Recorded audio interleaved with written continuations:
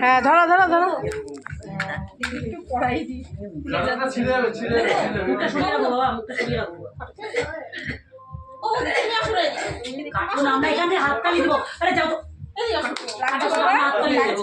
না না ধরো বাবা ধরো ধরো কাটো আর মোমবাতিটা নিবা মোমবাতিটা নিবা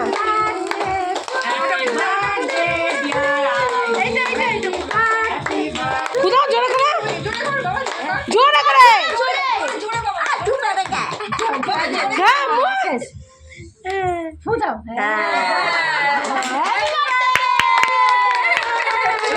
কাটো কাটো কাটো